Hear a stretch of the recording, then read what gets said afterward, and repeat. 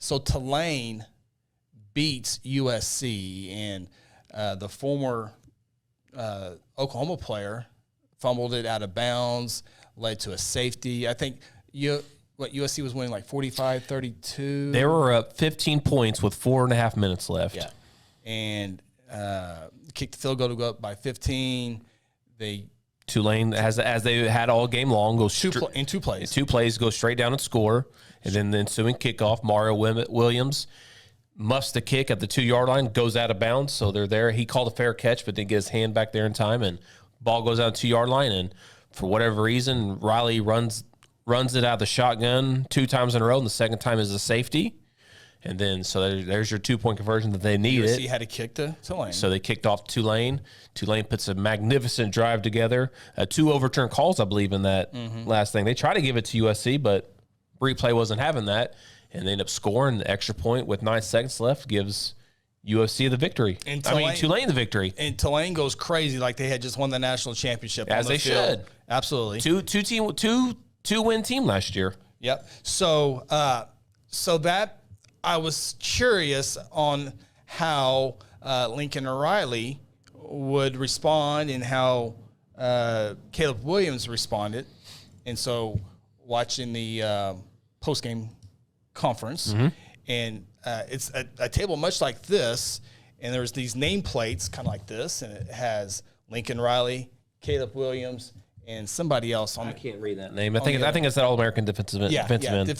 And the coach, offensive guy, and your best defensive guy. And don't forget, Caleb Williams won the Heisman Trophy winner. He was voted in by these same exact people that are expecting to ask questions here. Yeah. And so waiting, and one of the Cotton Bowl staffers goes over to Caleb Williams' nameplate and takes it off. I'm like, very casually, yeah. It's like he was like stealing in front of cameras and people. And I was like, So we're not going to hear from the Heisman after I guess you can call it emotional loss. Now, if they would have won, I think he would have been there. He'd have been all over it. He was last year at the Alamo Bowl, the game that I attended. After he won that game with Bob Stoops, he was sitting at the podium, had the cowboy hat on, and was having a great time. And so I think if he would have won, he would have been there answering the questions and taking all the praises and all that good stuff. So he wasn't there. They have the press conference, and he never shows up. They bring in an offensive lineman to face the questions. To take the what happened. And you're not in these post game. You're usually not going to learn anything. But if you're a Heisman Trophy winner and you're making millions of dollars off NIL deals, you can face the media. It's not going to get any easier at the NFL level either. Yeah.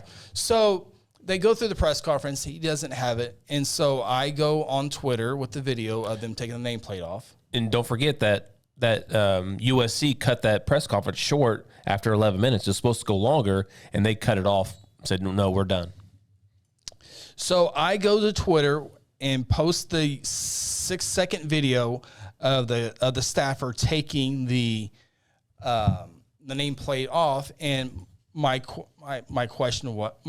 tweet said, appears Heisman Trophy winner Caleb Williams was scheduled for the post-game conference, but his name card was removed just prior. Is there an explanation on why he was not there? And I tagged USC football. I tagged Lincoln Riley, Beats by Dre. And I couldn't tag Caleb Williams. I thought I followed him, but I couldn't tag him. Yeah, it's kind of, I don't know if he probably has it in his settings, but it's like, if you don't do exactly what his handle is kind of weird. It's like Caleb, then like capital B, SHW or something. It's really CSW, weird. I can't remember. I can't remember what it is, but so I put that on there, and my phone blows up. It was unbelievable. It's and I always wonder, because like Kevin Durant can say hello, and there's like you watching, it's retweets, the likes, and comments. Oh, same thing with like Trump. Can you imagine Trump? Yeah.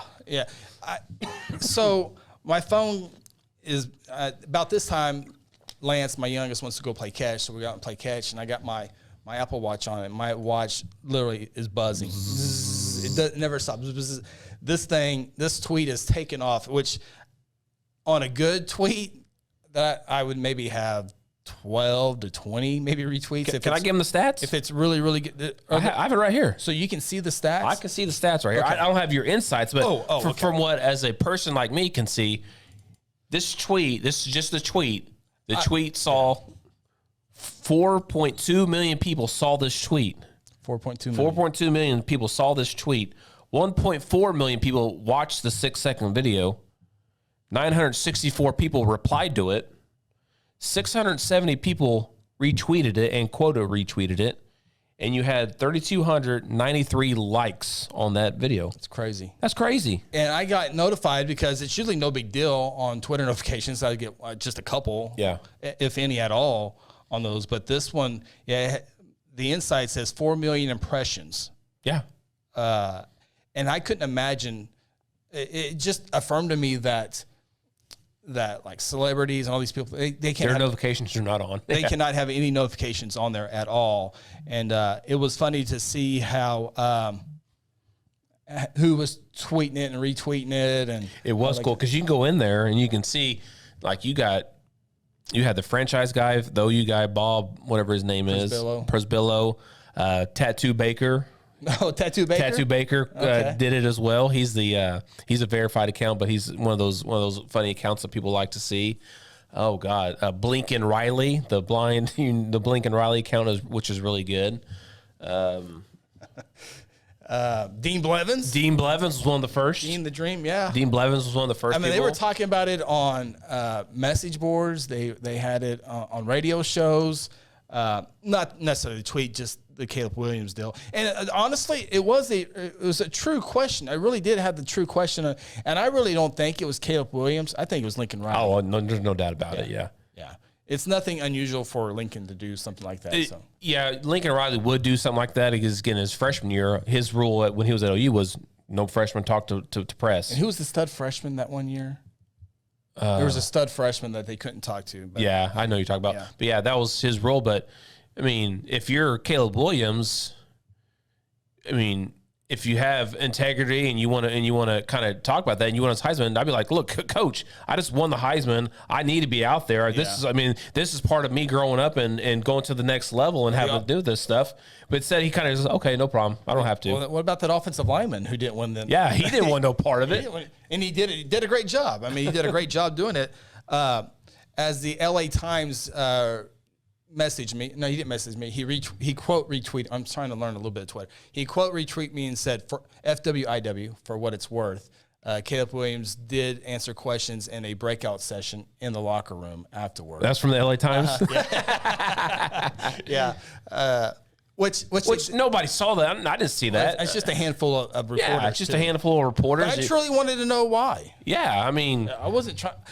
I thought it was going to be a normal tweet where one or two people like it. Yeah. No comments, no retweets. Just I think what's kind of set it off is when, because Dean Blevins was one of the first ones to do it, and he's got a pretty decent following. Yeah. And I think that really kind of set it off. The people who don't like Lincoln Riley, people who don't like Caleb. Oh yeah, and that's Oklahoma. Yeah. I mean, but if Mike Gundy gets hammered by the media, after their bowl game, these guys should face the music too. See, that's the deal. Like Mike Gundy, who gets paid $7.6 million, got to do it.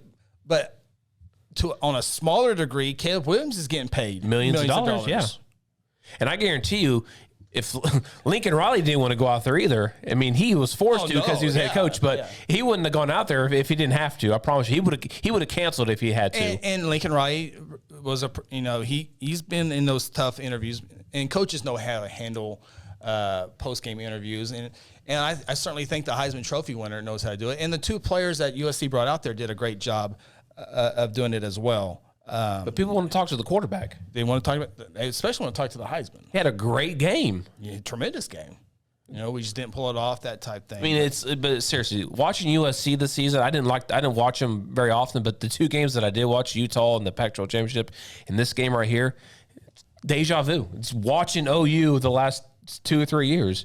Great offense, but cannot stop a stinking thing. I mean, you can't stop a nosebleed is what they were saying. Did you see Lindell White's tweet to as a boy? Yeah. Of course, Dr. Mike Simpson likes to keep everyone grounded a little bit. Oops, I forgot to send. Dr. Simpson, they all thought he was the other Chris Evans, Captain America. Could be true. I did gain 46 new followers. 46. Yeah. I asked you about an hour into that. It was only about 5 or so. It was only 5. Well, nice. It doesn't say how many unsubscribed. Well, once you get I'm a horrible follow on Twitter. I don't do a whole lot of. when you gain that many followers, you need to put a segment animated tweet out there right away. Oh, yeah. So they see I put a football thing on there, a high school football thing, and let's see, my last tweet, no comments, no retweets, and no likes. It does have 802 impressions, so I guess that means people scrolled through it, I guess. But, Yeah, I mean, that number on the bottom left corner tells you how many people actually saw it.